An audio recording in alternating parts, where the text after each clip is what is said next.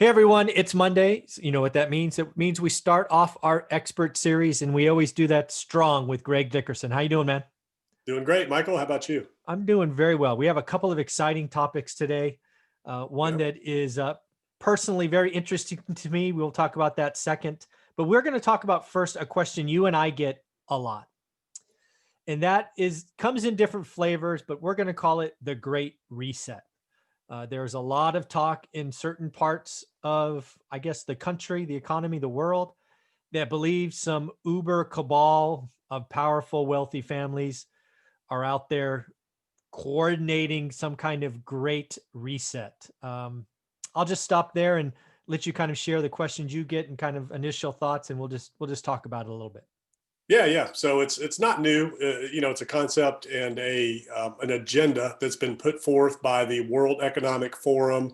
And if you don't know what the World Economic Forum is, you can Google that and learn all about them. They do a summit every year in Davos where industry leaders and government officials come together to talk about a lot of different things. So one side of the Great Reset, there's a conspiracy theory around it. The other side is what it actually is, which is a theory and it's an agenda and it's a policy that's put forth by the founder of the World Economic Forum, Klaus Schwartz. He wrote a book on it. So it's kind of his vision for a new future beyond COVID-19 and the environment of COVID-19 and the what he calls the opportunity it creates to reset a lot of different things moving forward. So let's talk about the conspiracy theory first. Sure. So people are scared. Okay, we've got COVID-19. We've had economic meltdown. We've got people out of work. We got people that can't feed their families. They can't pay their bills. People are scared. Okay, and there are people that will feed on that fear and put these conspiracy theories out there. And a lot of it is to get hits, to get views. you know, uh, some of it is propaganda from other countries. But at the end of the day, for anybody who's listening, I want you to understand what it takes for a conspiracy theory to actually work. You need unprecedented cooperation on a global level, especially for something like what they're calling the Great Reset, which the theory of the conspiracy is the wealthiest people in the world, 1,000 of them, and all these government leaders are all in this room and they're all agreeing on what they're going to do with the future of this country. They're going to control everything. They're going to own everything. They're going to tell us, what we can have, and we're all going to become, their little, pawns, right? Do you understand the kind of cooperation that requires on a global scale in order to pull something like that off? So it's just not feasible. Okay, you can't even get 10 people in the same political party to agree on something, or in corporate America, to agree on something, much less government leaders across the world. And I want you to understand what I'm saying. Number one, they have to agree on who's going to be in charge. They have to agree on whose agenda is going to be pushed. They have to agree on what are the solutions, how are you going to solve, and who's going to be the ultimate beneficiary. Now, if you think about the history of the world, there have been people that have tried to conquer the world since the world began, and none of them ever succeed. Okay, it just doesn't happen. You can't conquer the world because you can't get everybody on the same page to agree that one leader, one organization has all the answers and will control everything. So it's a fear-based thing, and conspiracy theories just can't work. You need too much cooperation with too many different people in too many different places. And as far as the United States goes, as we have just seen, we are the greatest nation in the world because we are a nation of law. The rule of law reigns in the United States. And regardless of what everybody thinks or whatever, Trump lost and he's going. He's going to leave the White House. Okay. So you can't retain control in a free country like this. Okay. We are the leaders of the free world because of our system of democracy. We have the rule of law. You have the right to be heard. You have the right to cast your vote. You have the right to do whatever you want, wherever you want, however you want.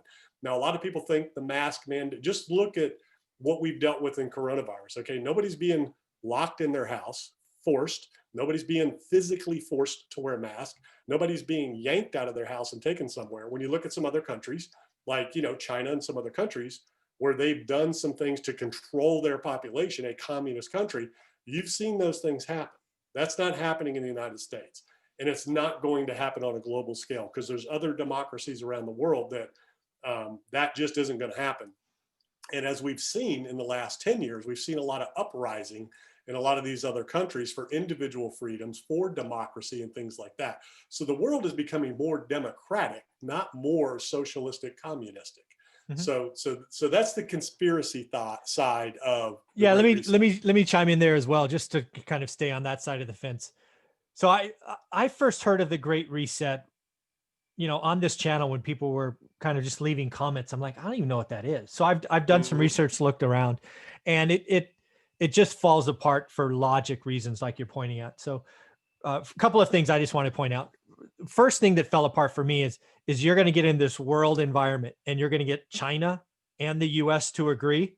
Like you said, you got to understand who the leader is. That's not going to happen. What you saw back when there was two economic powers of the US and Russia, they don't agree on anything, right? There's no chance that China and the US agree to give anyone an inch. So if you want some great uber world power, you think that China and the US are going to agree on anything? Not going to happen. That's strike one. Strike two is the Great Reset. First off, was an idea done by Klaus before COVID, right? It came out. And again, as the World Economic Forum, frankly, I want them thinking about things like that, right? The World Economic Forum is a small organization, has a sexy title, right? It's the World Economic Forum, right? It doesn't have any power. It's like the WHO, right? It doesn't have any power. It's an organization of, I don't know, hundreds of well-intentioned individuals who get to sit in a room and pontificate about some uber future who don't live in the real world. It's just they don't live in the real world. And then the other thing that I think has helped the conspiracy, frankly, is the guy's name, Klaus. It just feels like a James Bond villain, right? And if you hear him talk, yeah. Yeah, it just feels like this James Bond villain. So as somebody who grew up watching James Bond and other spy movies, the evil villain who's trying to do world powers, this, that, get the satellite, do this. It's like, oh, Klaus, it's a perfect name for a conspiracy theory. So again, and I know this video is going to get just tons of just nasty comments because lots of people are passionate.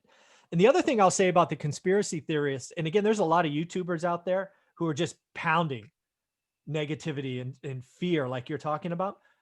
Yeah. You're actually not doing your followers a service. You're scaring them. And when you're scared, you do nothing. My greatest wealth has been created in environments where others had fear. Like 2010 is the best example. Everybody Yeah. was afraid the world was going to end. And if you are scaring your viewers and you're not helping them prepare for the future and take advantage of some opportunities that will undoubtedly come from this, what are you doing? You're getting some clicks for ads and you feel good about that, but you haven't helped anybody. That's Yeah. the big tragedy and fear.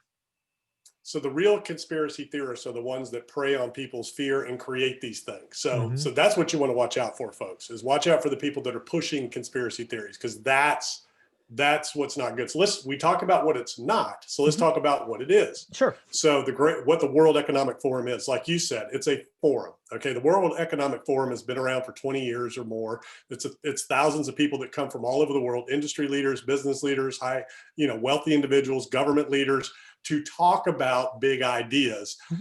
And they do have an agenda, and they have speakers on topics. Their agenda now is the Great Reset, and they want to come talk about social aspects, social agendas, things like that.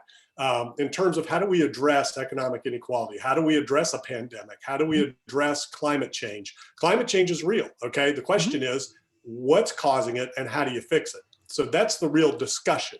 Yeah. Okay, economic hardship right now. The economies of the world are suffering because of the coronavirus. So what's the fix? How do you move forward, and how do you prevent something like this from happening again? And then the pandemic itself. I mean, this is a unique situation.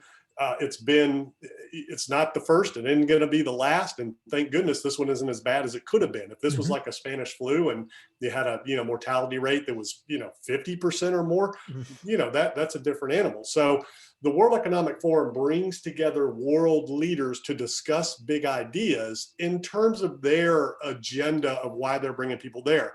Why do people really go? It's a networking event. People go to make connections, do business deals, and network. They're not there for conspiracy theories. They're not there to No, try to control the world. And again, you're not going to be able to, you put 10 billionaires in a room, you think one of them is going to agree that somebody else is going to lead all them and write, and they're, it no just ain't going chance. to happen. So they're there. And I've been part of trade associations, organizations. The World Economic Forum is no different than the National Association of Realtors or, commercial real estate, CCIM associations where they hold, the commercial real estate, shopping center conference in Vegas every year, and, International Shopping Center, ICSC, International Shopping Center Conference, that they do every year, or, your local home builders association, or, your educational foundation. I mean, think tanks, right? So these Yeah. things they're all over the place. So you bring people together,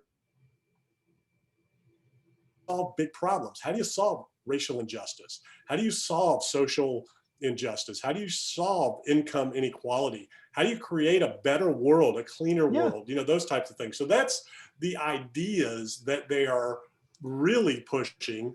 And, there are some far-fetched things. Now, let me put it to you this way, that where everybody can understand where some of these theories come from. So you can be afraid, and you have people that are pushing these fear things, because they have their own agenda. Or you can look at it as exciting.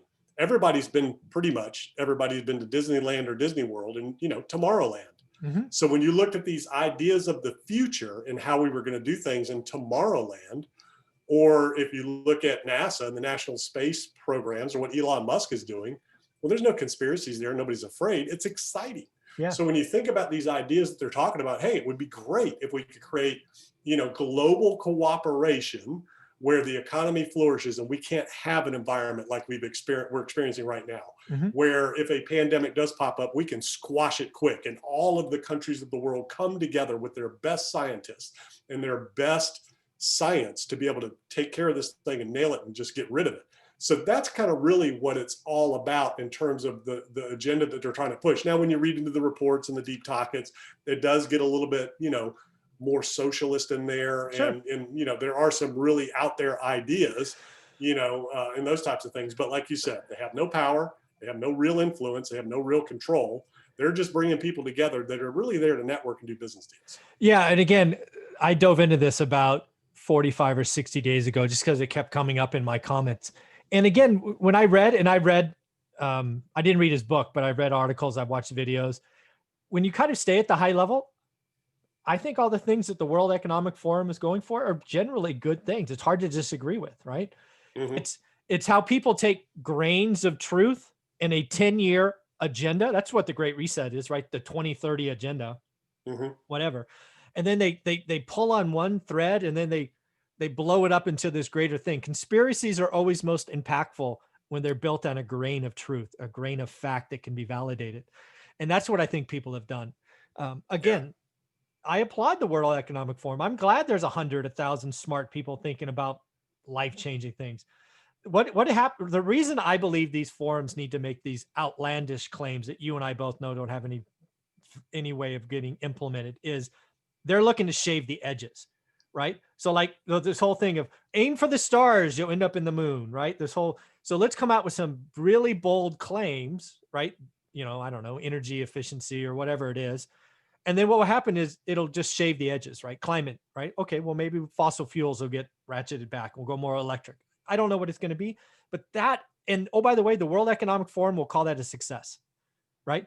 They will call that a success, right? They had the big goal, 1,000, miles out, and we get 10 miles closer.